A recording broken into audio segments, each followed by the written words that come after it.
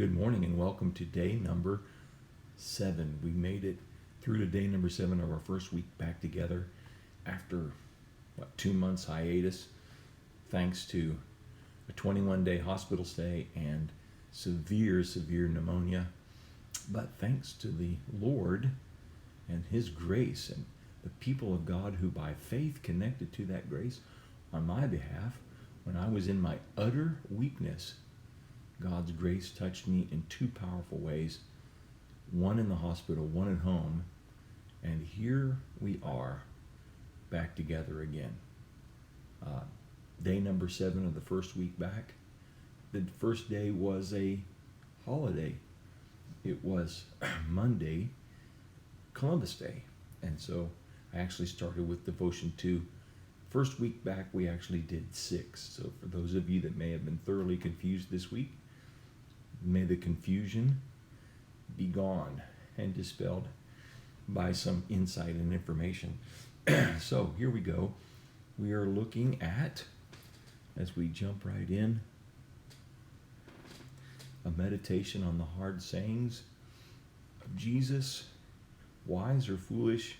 Yesterday we looked at the wise builder who hears the words of Jesus and does them and builds, and then when the storm comes, because he's built on the rock, or she has built on the rock, it weathers the storm.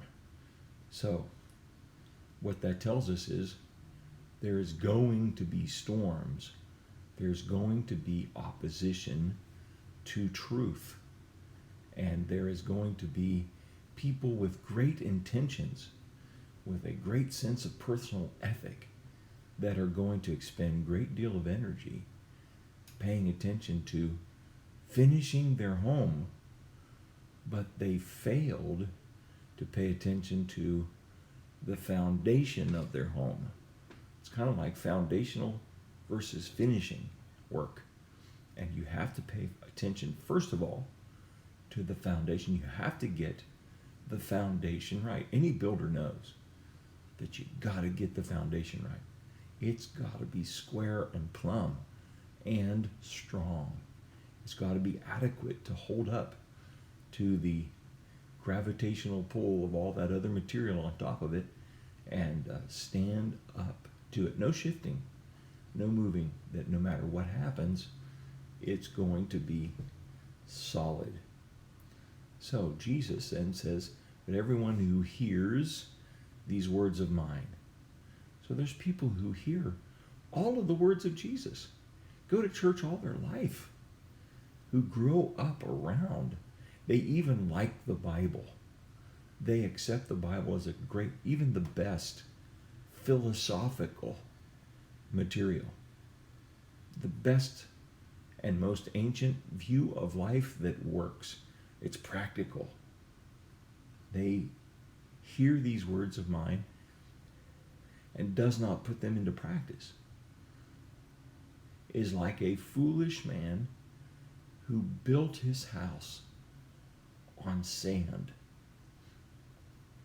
Now, what does it take to build a house on the rock? You have to start with the foundation being right, connected to the rock. And you have to do some leveling and some chiseling. What does it take to build your house on the sand?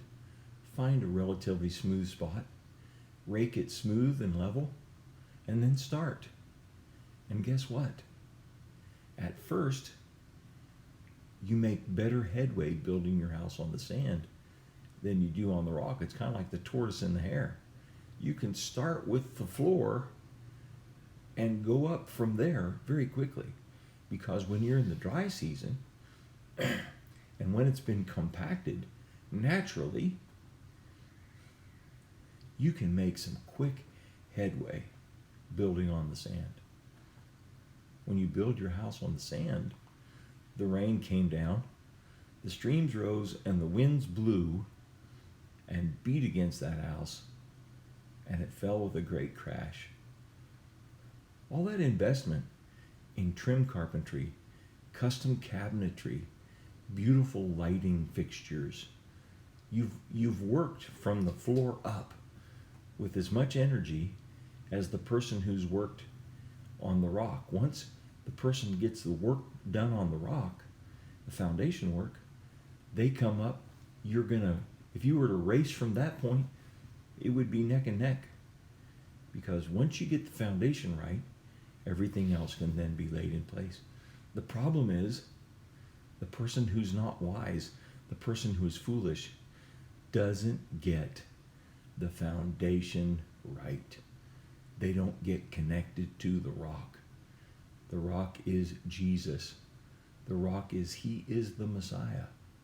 So all that effort, all that energy, all that desire, all that organization, all that skill, all that ornate woodwork, all that fantastic electrical design for lighting and effects, everything that has gone in to that house is going to be destroyed simply from it raining, from the streams coming up and the winds blowing. The normal stuff of life are going to come beat against that house, and it will fall. Hard word to hear. We want to hear that if you work hard on your house, no matter where you build it, it should just stay up. But this isn't reality. Jesus loves us enough to tell us the truth. It's really important that you get the foundation right. Then build with your eye on that foundation. Build with all your heart. Build and make it ornate, and have fine custom cabinetry and great lighting systems, because when the storm comes, and it will, when the streams rise, and they will, when the winds blow of adversity, when they blow, and they will, they'll beat against that house, and what will happen? It won't fall. That's the wise person. But in the case of the foolish person, despite all that intention, all that labor, all that preparation, all that organization, all the money saving, everything that they did right is all lost because of the critical thing they did wrong. They didn't connect to the foundation. And the foundation is Jesus is the Christ of God. Wow. He really wants to spare us some heartache, doesn't he? And he really wants our work to last. That sounds like how Jesus would work at himself. Being a builder, he knows what he's talking about. And he's the expert master craftsman and has a plan for our life. So let that soak into our spirit today. Think about that. Meditate upon that. Lord bless you. We'll go on and connect with last week's Truth Seekers as we moved into the book of Mark. And we find in the book of Mark some hard sayings of Jesus. Until then, Lord bless you. See you on Monday.